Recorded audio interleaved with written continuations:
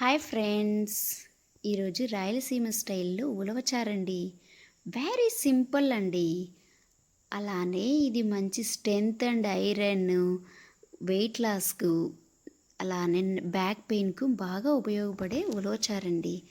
ఉలవలు ఉడకబెట్టుకొని వాటర్ని గింజల్ని సపరేట్ చేసుకునేసి ఆ వాటర్లో కాస్త నిమ్మపండంత చింతపండు, 3 టమోటాలు తీసుకొని బాగా 2 మినిట్స్ బాయిల్ చేయాలి. బాయిల్ చేశాక ఆ తొక్కు ఉంటుంది కదా, చింతపండు తొక్కు, టమాటో తొక్కు ప్లస్ ఉలవలు కొన్ని తీసుకొని పేస్ట్ చేసుకొని పక్కన పెట్టుకొని ఇప్పుడు పోపు వేసుకోవడమే.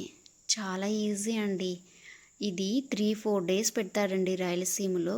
కంపల్సరీ శివరాత్రికి చేసినప్పుడు చాలా చాలా టేస్టీగా ఉంటుందండి. అందులో అన్న భోజనాలు ఉంటాయి కదా, అక్కడ పెడితే ఇంకొంచెం టేస్ట్ వస్తుందండి ఇంట్లో చేసే కంటే కూడా. అలా ఆయిల్ వేసుకొని కాస్త ఆవాలు, జీలకర్ర, తెల్లగడ్డలు, ఎర్రగడ్డలు వేసుకొని కరివేపాకు, ఒట్టిమిరపకాయలు, ధనియా పౌడరు, కారం, పసుపు, ఇంగువ వేసుకుని బాగా ఫ్రై చేసుకోవాలి. ఇది రసం పొడి అండి. నేను ఓల్డ్ వీడియోస్లో రసం పొడి చేసే విధానం అని ఒక వీడియో చేశాను. ఆ వీడియోని ఒకసారి చెక్అవుట్ చేయండి. తర్వాత మీరు కూడా ఒకసారి ఉలవచారుని ట్రై చేయండి.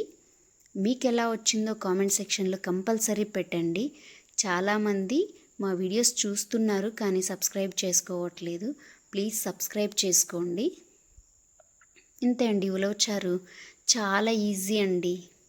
ఇలా కొత్తిమీర వేసుకొని తీసుకొని పెట్టుకోవడము. రైస్లోనే తినచ్చు లేదా సంగట్లో తినచ్చు.